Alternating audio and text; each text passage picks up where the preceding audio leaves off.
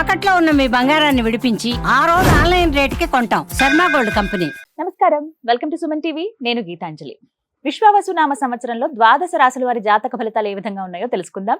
వివరించేందుకు ప్రస్తుతం మనతో పాటు ఉన్నారు శ్రీచక్రపీఠం వ్యవస్థాపకులు, ప్రముఖ జ్యోతిష్య పండితులు బ్రహ్మశ్రీ ప్రదీప్ జోషి గురువు గారు. వారితో మాట్లాడదాం.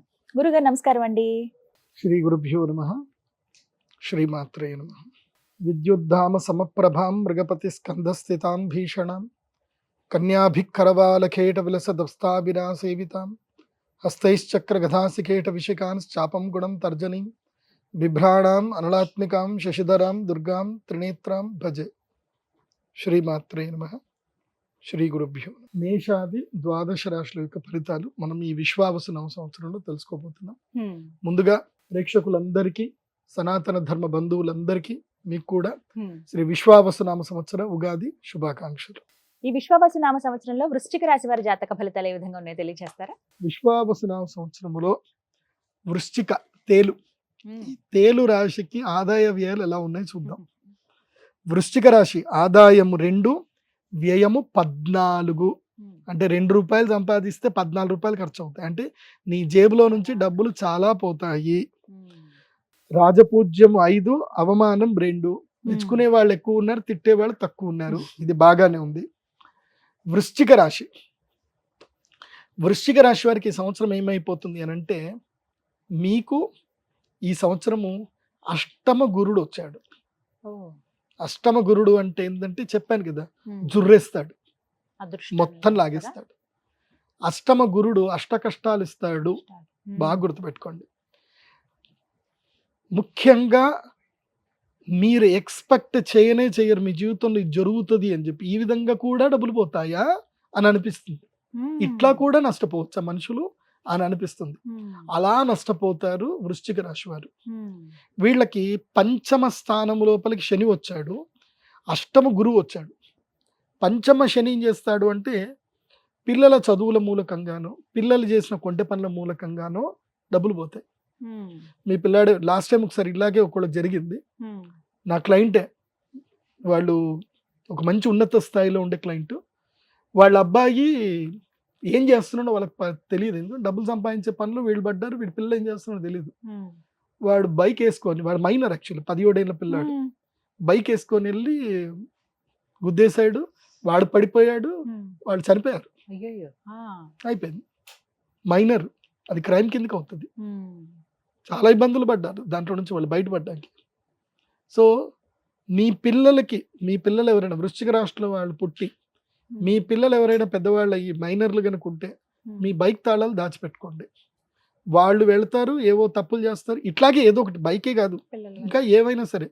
ఇప్పుడు మీ స్మార్ట్ ఫోన్ ఉంటుంది, మీరు వాళ్ళకి యాక్సెస్, వీడియో గేమ్ యాక్సెస్ ఇస్తారు, ఏదో ఒకటి లింక్ వస్తుంది, క్లిక్ చేస్తారు, ఉన్న డబ్బులన్నీ ఎగిరిపోతాయి. కాబట్టి వృశ్చిక రాశి వారు ఎంత అప్రమత్తంగా ఉంటే అంత మంచిది. ముఖ్యంగా మీ మొబైల్కి, మీ స్మార్ట్ ఫోన్కి ఏదైతే లింక్ ఉండే అకౌంట్ ఏదైతే ఉందో ఆ అకౌంట్ని ఆఫ్లైన్ అకౌంట్ చేసి పెట్టేసుకోండి.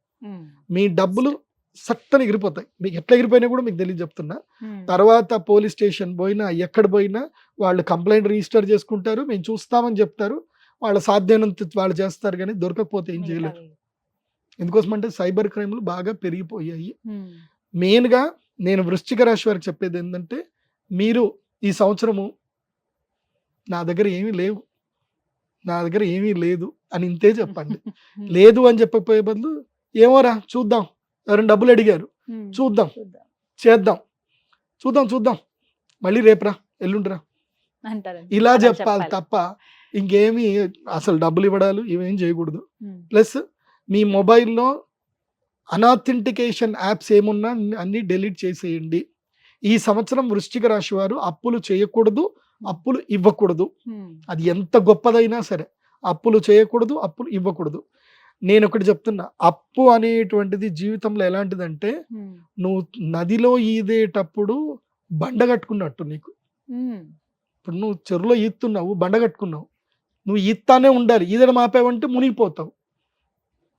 బండ ఏం చేస్తుంది, ముందుకు పోనీయదు, నువ్వు ఈత్తూనే ఉండాలి. సో నీ అప్పు కూడా నీ జీవితం అంతే వస్తుంది. కాబట్టి వృశ్చిక రాశి వారు ఈ సంవత్సరము be cautious about the cyber frauds and links. And మీ యొక్క డబ్బులు చాలా, నా దగ్గర ఏం డబ్బులు లేవు అన్నట్టుగానే ఉండండి. ఉన్నాయి కూడా మర్చిపోండి. అవి బ్యాంకులో ఎఫ్డి వేసేసేయండి, మర్చిపోండి అంతే. ఇంకా దేని జోలికి వెళ్ళకూడదు. ఈ సంవత్సరం ఎట్లుండాలంటే వృశ్చిక రాశి వారు తిన్నామా, పడుకున్నామా, తెల్లారిందా, ఇంతే. ఉద్యోగం చేస్తూ వెళ్ళాలి. కొత్త వ్యాపారాలు, కొత్త జోలికి వెళ్ళకూడదు. ఒకవేళ ఏది ఉన్నా సరే నిమ్మకు నీరెత్తినట్టుగా ఉండాలి. సింపుల్ వేలో నీకెంత నాకెంత, ఎగ్జిట్ ప్లాన్ లేకుండా ముందుకు వెళ్ళకూడదు. బాగా గుర్తుపెట్టుకోండి. పిల్లల విషయంలో చాలా జాగ్రత్తగా ఉండండి. వృశ్చిక రాశి వారికి తమ సంతానం వల్ల కానీ, తమ తల్లిదండ్రుల వల్ల కానీ వాళ్ళకి ఇబ్బందులు వచ్చే అవకాశం ఉంటుంది. తప్పకుండా హెల్త్ ఇన్సూరెన్స్ తీసి పెట్టుకోండి వృశ్చిక రాశి వారు. ఫ్యామిలీకి మొత్తం కూడా అవసరం. వీరు కూడా మహాలక్ష్మి వారి యాగం చేస్తే మంచిదా అండి? వీళ్ళ మహాలక్ష్మి యాగం కన్నా సెల్ఫ్ డిఫెన్స్ చేసుకోవడం చాలా ముఖ్యం. యాగం చేసుకోవాల్సిందే, కాకపోతే డిసిప్లిన్, సెల్ఫ్ డిసిప్లిన్ చాలా ముఖ్యం. ఇప్పుడు ఈ అనురాధ నక్షత్ర జాతకులు ఉంటారు. వీళ్ళు అయినోళ్ళకి కానోళ్ళకి అందరికి హెల్ప్ చేస్తారు, కానీ వాళ్ళకి టైంకి ఎవ్వరు వాళ్ళకి హెల్ప్ చేయరు. అనురాధ నక్షత్రం. జ్యేష్ఠ నక్షత్రం ఉంటారు. వీళ్ళు ఎంత ప్రగల్భాలకు పోతారు, అన్ని చేస్తారు. వీళ్ళు చేసి నేను తప్పు చేస్తే ఎవరు చూడట్లేదు అనుకుంటారు, కానీ దొరికిపోతారు. సో జ్యేష్ఠ నక్షత్రం కానీ అనురాధ నక్షత్ర జాతకులకు నేను చెప్పేది ఏంటంటే కామ్గా ఉండండి. మెయిన్గా ఏంటంటే మెయిన్గా ప్రతి గురువారము పూజ్య శ్రీ గురు రాఘవేంద్ర స్వామి దేవస్థానం కానీ, లేదంటే మన మేడం గారు గీతాంజలి గారు చాలా టెంపుల్ టూర్స్ చేశారు. ఇక్కడ కురువాపురం కూడా చేసినట్టున్నారు కదా, కురువాపురం టెంపుల్ టూర్ చేశారు. కురువాపురంకి వెళ్ళండి, దత్తాత్రేయ స్వామి క్షేత్ర దర్శనం చేసుకోండి. గాణగాపూర్కి వెళ్ళండి, లేదంటే పిఠాపురం వెళ్ళండి. దత్తాత్రేయ స్వామి వారి క్షేత్రాలు చేయండి. చాలా మంది గురువారం అనేసరికి ఎక్కడికో పోతారు. అది మన ప్లేస్ కాదురా నాయన. మన ప్లేస్లు గురువారం మనం పోవాల్సిన ప్లేస్ ఏంటంటే, ఇది మన గురువారం మనం పోవాల్సింది పూజ్య శ్రీ గురు రాఘవేంద్ర స్వామి వారి దేవస్థానం, లేదా దత్తాత్రేయ స్వామి వారి దేవస్థానం, లేదా దక్షిణామూర్తి దేవస్థానం. ఇవి మన దేవస్థానాలు. మీకు ఏదో దిక్కుమాలలో ఒక సినిమా తీసేసి ఇక శరణం శరణం అంటే మీరు కూడా శరణం అనుకొని పోతున్నారు. అవన్నీ దుర్మార్గులు రా, అవన్నీ కావు, అర్థం చేసుకోండి. సనాతన ధర్మం గొప్పది. ఒక మహావృక్షం వదిలేసి ఒక గంజాయి చెట్టు చుట్టూ తిరుగుతా అంటే అది మీ దుర్మార్గం.